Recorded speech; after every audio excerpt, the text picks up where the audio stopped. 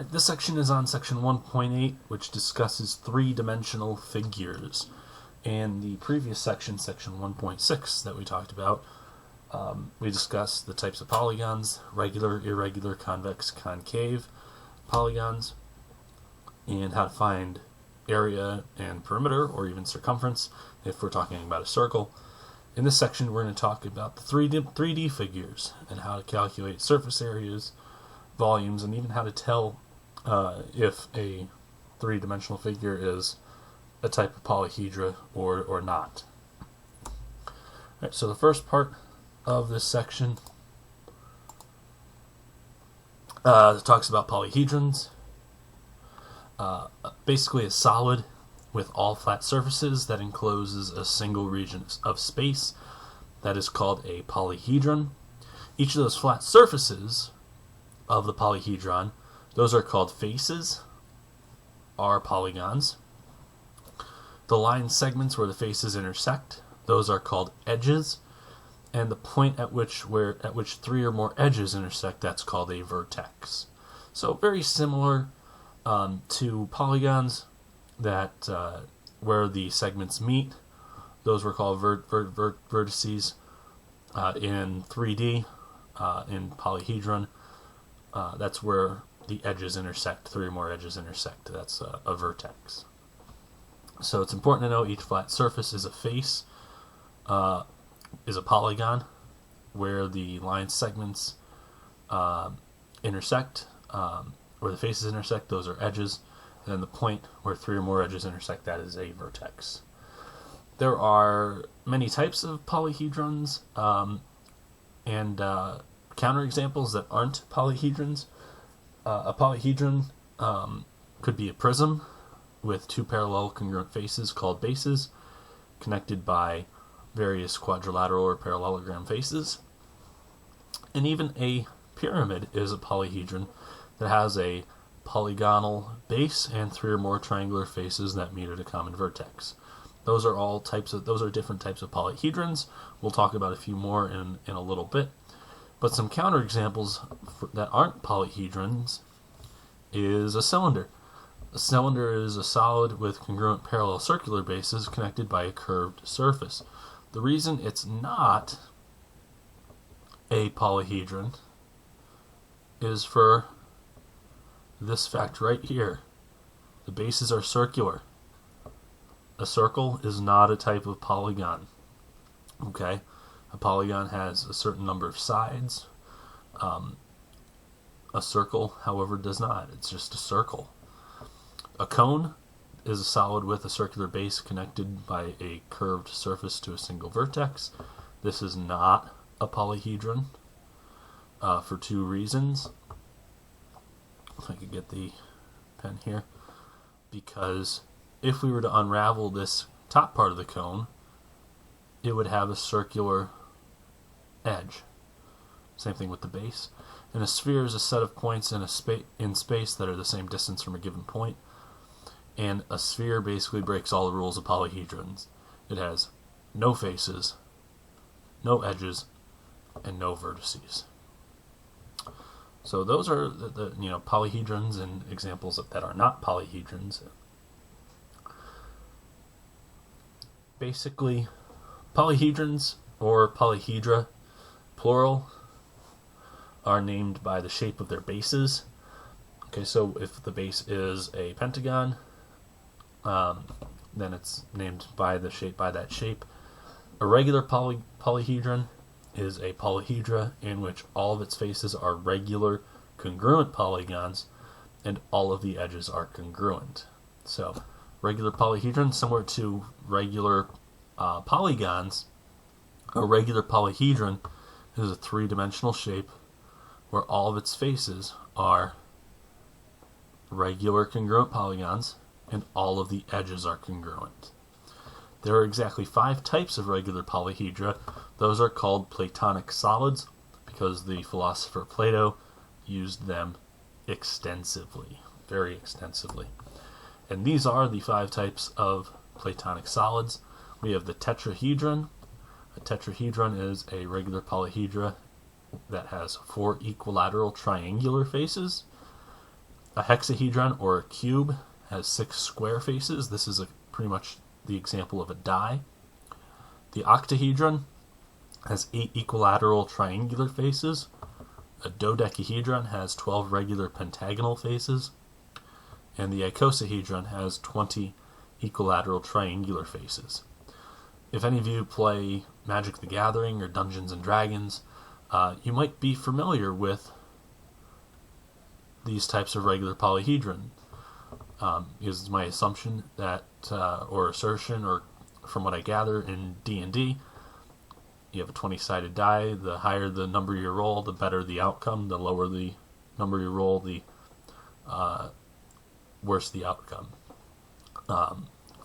Magic the Gathering, if you buy a starter kit, you always get a D20, and that's a dice with 20 equilateral triangular faces. Then you could buy a die in all these different types of shapes with different numbers on them and so forth. So those are the types of Platonic solids. We have the tetrahedron, hexahedron, octahedron, dodecahedron, and icosahedron.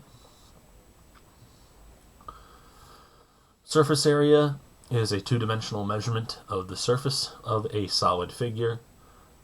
It's also called lateral area. If we get to chapter 11 at the end of the year, we'll talk about lateral area. And then volume is the measure of the amount of space enclosed by a solid figure. Remember, area, where is it? Area is in terms of square units. Volume is in terms of cubic units.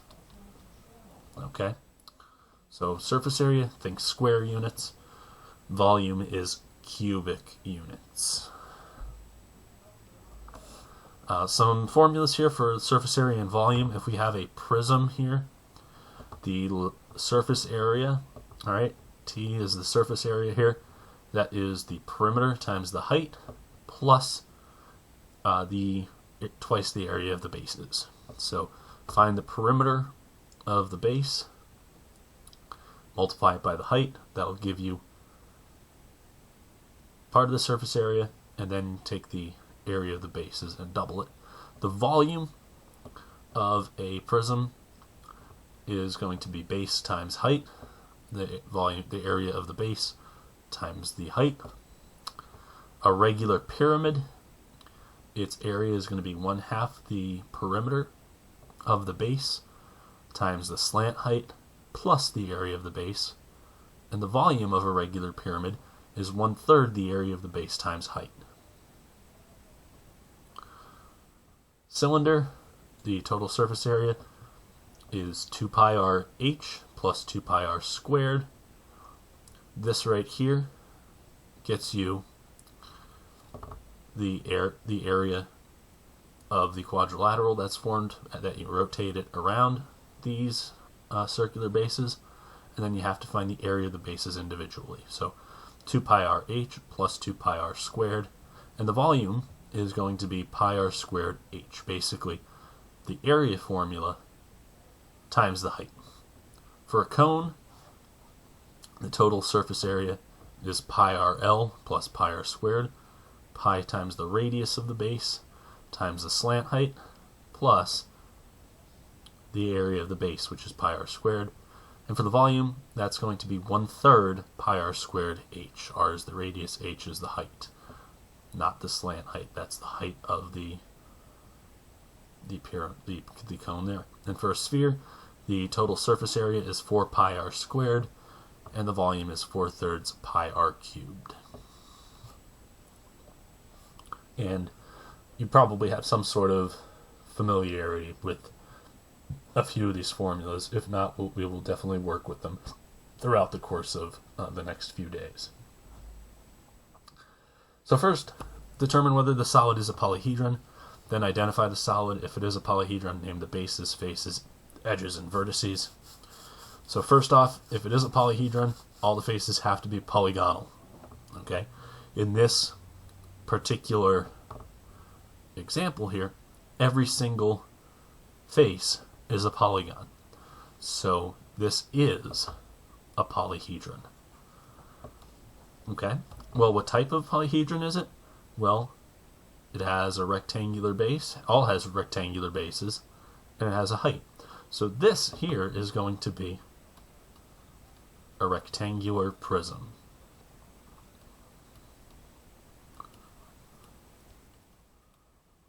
Alright, and now the bases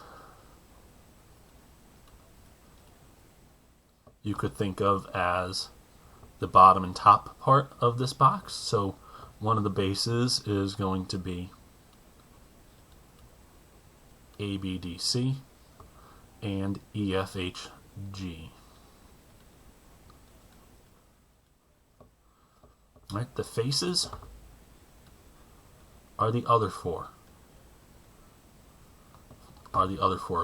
Parts of this prism. That would be GHCD, it would be HFBD, EFBA,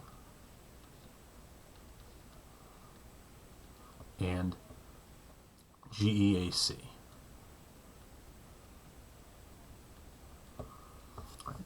The edges are all these segments here that are formed by the intersection of all the bases and faces. So our edges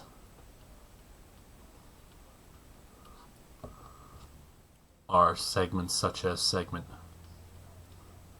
GH, HD, CD,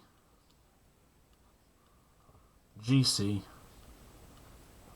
That takes care of that part. And now we have to do the same thing without repeating any of those edges. So we can also say HF, FB,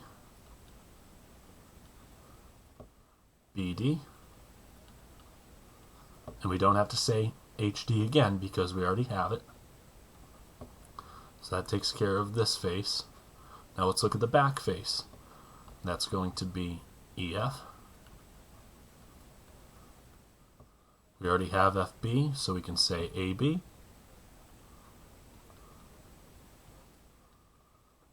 And we could also say AE. So that takes care of the back face, and now we only have to talk about this face over here on the left side, and that's going to be GE and CA. And that takes care of all of our edges and all of our faces. The vertices are points where three or more edges intersect. So our vertices, those are going to be points A, B, C, D, E, F, G, and H. So literally just points A, B, C, D, E, F, G, and H. Okay? A lot of work just to identify the solid, determine if it's a polyhedron, and describe its bases, faces, edges, and vertices. Okay? Second example, is this a polyhedron? Well, no, it's not. So, it is not because it has a curved base and even a curved side. This solid here is a cone. Okay? And we don't have to go through the rest of it because it's not a polyhedron, so we don't have to name the bases, faces, edges, or vertices. Then third, find the surface area and volume of the triangular prism here. We'll do surface area first. Surface area, we take the perimeter of the base,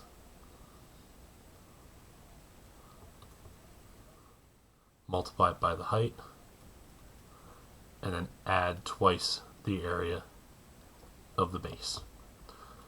So the perimeter here of this base here, 6, 8, we need to find this value here. We need to find this value right here. To do so, use the Pythagorean theorem. 6 squared plus 8 squared equals c squared. On the left side we'll get 100 equals c squared, and c equals 10. So the length of this here is 10 feet. So 6 plus 8 plus 10, that's going to be 24. Multiply that by the height. The height is 12. And then add the area of the bases. And then find the area of the base. 2 times the area of the base here is 1/2 base times height, which is 6 times 8. 6 times 8 is 48. Half of that is 24. So then 24 times 12 plus 2 times 24 is going to be equal to 336 feet squared, and that's our surface area. Remember, surface area is in terms of units squared. Alright? And remember, this P here, that stands for the perimeter of the base. And for volume, volume is area of the base times the height. Well, the area of the base we found to be 24. So we multiply 24 by the height, which is 12. And 24 times 12 is 288 cubic feet. So the surface area is 336 square feet. The volume is 288 cubic feet.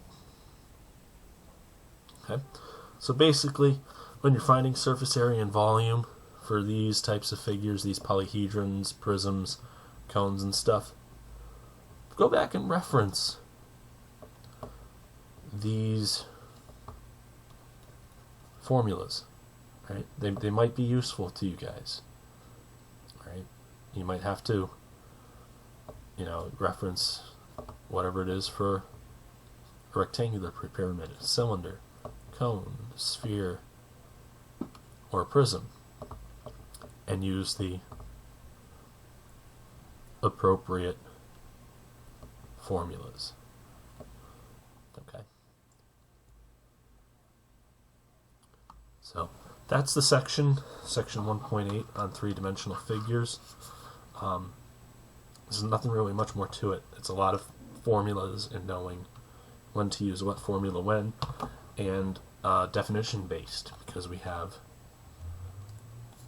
a new type of three-dimensional figure, and that's the polyhedron, and the regular polyhedrons, which are the Platonic solids. So that's all there is for this section.